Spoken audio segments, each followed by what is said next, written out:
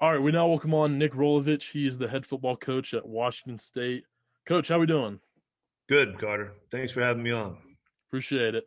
So obviously, I was 1 years old at the time. I'm only 20 right now.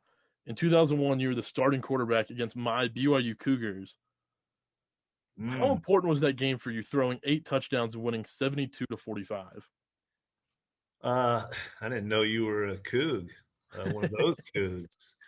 Um, it was a beautiful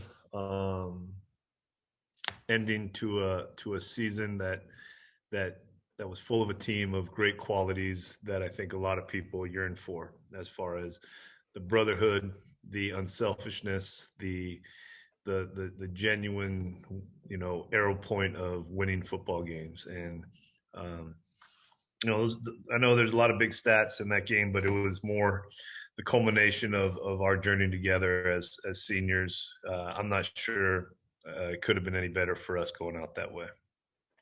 So obviously, I didn't get to see you as a player. I was too young. What kind of player were you like, and who did you look up to? Um, a below average athlete. Um, I could throw the ball. I really enjoyed the mental aspect of the game, and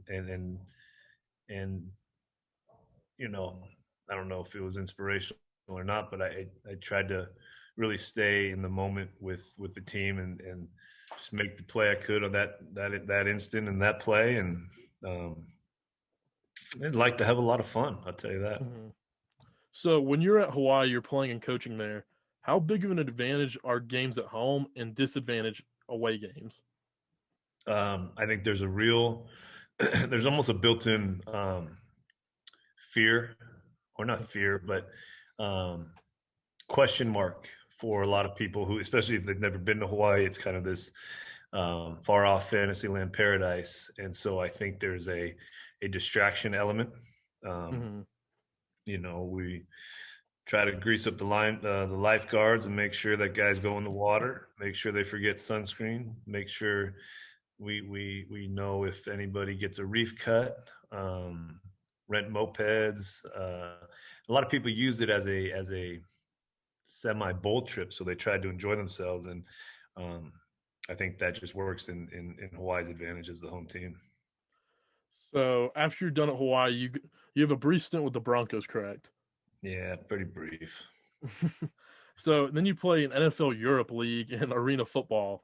What was that like? Loved them both. Hmm. Both very different. Um, Europe was great because as a football player, as an athlete, you hear these stories of people going abroad and spending the summer backpacking Europe, and you never could do that. I guess you could give up your sport and do that, but um, it had an element of exploration, almost being somewhat of an ambassador of the game in Europe, specifically Germany for my case. A lot of fans enjoyed the game in Europe, especially Germany. I think the military bases, military presence we had at that time over there. I think the game of American football is known in Germany pretty well. I think there's a pretty good understanding, and we had a good fan base. Then you had a team in Spain, so we got to go to Spain. You got to go to Scotland. I mean, it was a great experience, wonderful experience, good teammates. Arena League, I thought, was one of the more unique experiences. It's a wonderful game to watch in person. It's very kid friendly. It's very family friendly. It's very intimate.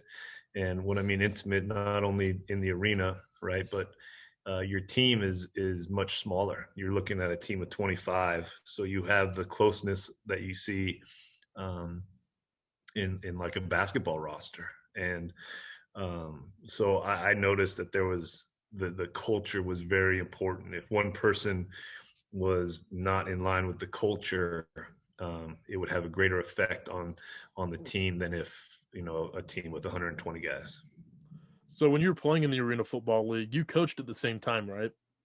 Yeah, that was one of the benefits I tried to take advantage of was, we were spring league, so and there was high school football in the fall, there was JC football in the fall. That's where I I was around a really good coach in the Arena League named Terry Malley, who I thought really did things the right way and was very smart and passionate. And um, he kind of, I won. June Jones was great. Dan Hayes Mhm. was great. George Rush. I mean, all these people I got to play for were great. But at that point in time, when you see the door closing on your playing career and you're around a person who um, you really admire as a coach and see the effect he has on people, kind of nudged me to get into it. And I knew wasn't going to be able to leave the game, so it was a good time. The year spending the year playing, half of it playing, half of it coaching. So for people that want to get into like the coaching ranks and stuff, what do people not understand about moving up in coaching? Getting in or moving up? Moving up. Moving up, you better bloom where you're planted. Mm-hmm. And don't try to get the next job. I had a good friend tell me, coaching at Hawaii, and you see, guys getting other jobs. And early on, he said, "Listen, don't worry about trying to climb the ladder. They'll pull you up when you're ready." And Mm-hmm. that was pretty pretty meaningful for me, and it kind of centered me a little bit. But for young people trying to get in the game, there's many areas. There's many more areas than there were 20 years ago. Whether it's operations, recruiting, staffs are bigger, so there's more opportunities. Um, make sure that you want to really take that staff you're on and make them, you want to have a positive view in all their minds, because this is a small community coaching, even though it's such a big game. But it's really, you get to know everybody pretty well, and you better be a good person, or else you're not going to get and it's not that you'll get a bad recommendation. It's like, hey, Jimmy, tell me about this guy. uh, you get those and you'll be like, okay, I get it. Or you'll get the ones where, hey, if I was a head coach, I'd hire him in a second. So then you're like, okay, let's look into this, see if he's a good fit for us. But you got to do it your own way. You got to be a good follower before you are a good leader, and pay attention to everything. I got a chance to coach for Chris Alt, which was wonderful. But I knew there were things that the ways he did things that probably wouldn't work for, if I tried to do it his way, it wouldn't be genuine. So you have to be your own person and do it your own way. Are you an analytics guy? Do you follow that like religiously, or do you have a different way? I love analytics. Mm-hmm. I love it. So What do okay, you want to know about that? What do you want to know about analytics?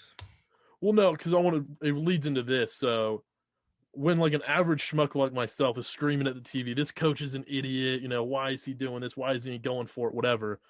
Like for me, who doesn't understand blocking schemes and X's and O's, what do people not understand about going into those decisions? Like, is it just more trust in your guys, or is it just, hey, I have this sheet of paper where it says this percentage to do this percentage to do that?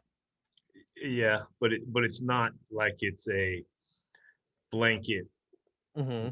guideline for every game. Every game is different. All those stats get taken in: time of possession, point per possession, how good the kicker is. I mean, all these things get factored in. And ultimately, it ends up being just a guidance type deal. And you have to also, as a decision maker, you have to see, okay, is the flow of the game kind of how they anticipated it might be? Where's the momentum? Um, what does your team need? I mean, a lot of those spontaneous decisions, it's still in it, but at least it allows you to think about situations before they happen, and study before the game. So I'm a big fan of it. Um, I'm a big fan of being aggressive. I think it sends a good mindset to your players. Um, I love punters. I just don't love to use them very much. Um, but no, I think it's been a good addition to the game, and I look forward to the day when we're up by. I want to say it's 9 points, and we take a knee on an extra point, because the only way they could win is if they block it and return it for two, and then get an onside kick and score. So those type of situations, it's just fun to go through, and Mm-hmm. um, it's a really cerebral part of the nuances of the game. Do you have a guy on the sideline that does just clock management, or is it yourself? It's myself, but our analytics guy is up in the booth. Okay. I know some guys have him walking around with them, but I figure, he's got a seat, he's got his binder, he's gone through it. We've talked about it a little bit. But it's good to know. It's good to know on first down, if it's 4th and 2, you're going to go for it. It helps Mhm. your third down calls. So, what was it like taking over for Mike Leach? Um, I'm a big fan of Mike Leach. I think he's entertaining. We were in pretty heavy contact before, I think the even opportunity for him to leave. So I felt like I knew a little bit about Washington State. I think part of the personnel similarities made it an easier transition. Um, I still talked to him. We were texting last night, but it was, I don't know if there's anything really specific. It was good that we had a friendship in the transition, and it's a small town, so he knows everybody here that I get to meet. And again, he's a prime example of somebody doing it their own way. So, you take the job right when COVID hits. How difficult was it recruiting and setting up your staff all over Zoom, basically? Well, we got the staff set up before we had the shutdown. Okay. We I think we were a week out of spring ball when it kind of shut down. So, um, but since then, the recruiting, I think, has challenged people to get creative. I think there's a lot of positives in the information presentation to recruits and their families that all universities or college programs have had to adjust to, but also see some advantages of. Um, the evaluation process, there's still that question mark, right? Hmm. Is that guy 6'1"? Is that guy 6'3"? I mean, those things, and so you try to make sure you get verification on size if that's a major factor in the decision. But um, you know, you just lose the opportunity to see them in person, how they interact in the more common, not highlight film plays, but how do they act on the sideline? How do they act in the school? Those types of things. Are they going to be a good fit? Because I'm a big believer it's got to be a good fit both ways. Hmm. So, you guys played only 4 games this year. I gotta ask, did it feel real? Was it hard for you guys to take it serious? It wasn't hard to take it serious. It was hard, the emotional roller coaster they had to go through. Hmm. Um, I think the year before we played 15 games at Hawaii, and this season seemed longer, and we played 11 less games. I think it was the uncertainties. We had, I think, 3 games canceled. One we were warming up, and it gets canceled. So those types of things are just, they're just horrible to see the pain on these guys' face. Our players, I never thought I'd have to pull a team off the field saying, "Hey, we're not going to play." I don't think I ever thought I'd wake up one morning on a day of a game and think about, are we going to play a football game? Hmm.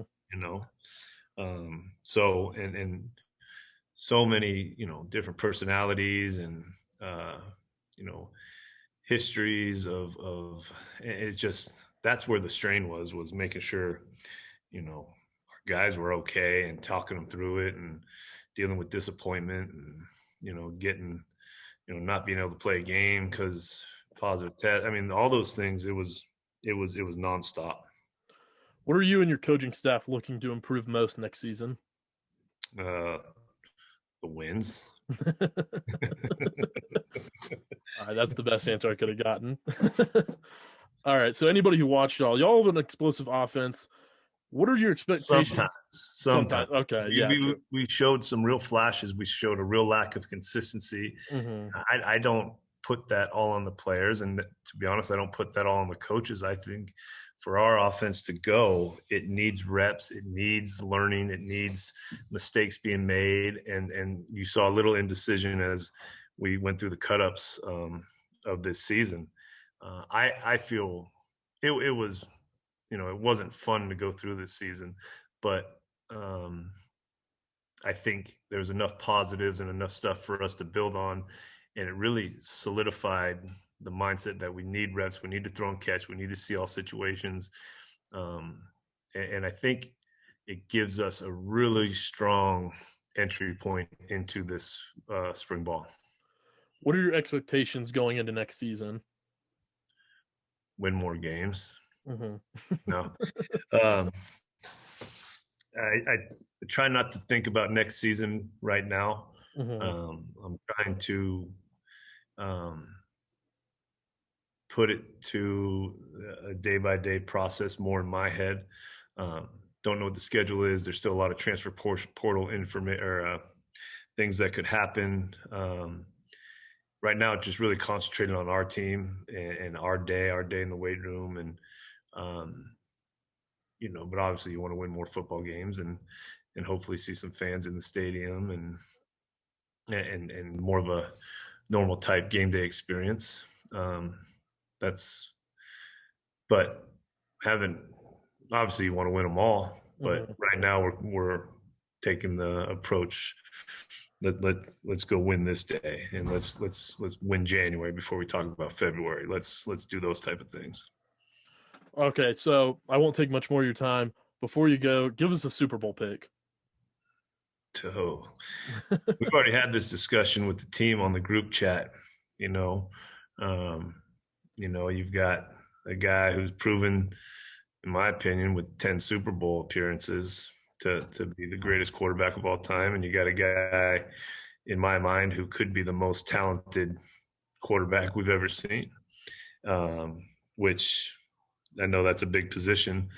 I really like Patrick Mahomes' game. I like the Chiefs' style, but I'm also incredibly impressed with what Tom Brady and the Bucs have been able to do. You talk about. For me, I'm a Bay Area guy. I'm going to have to go with Brady until, even though I'm not sure about it right now, but I think that it's hard to bet against Brady. But you got to go with the Chiefs.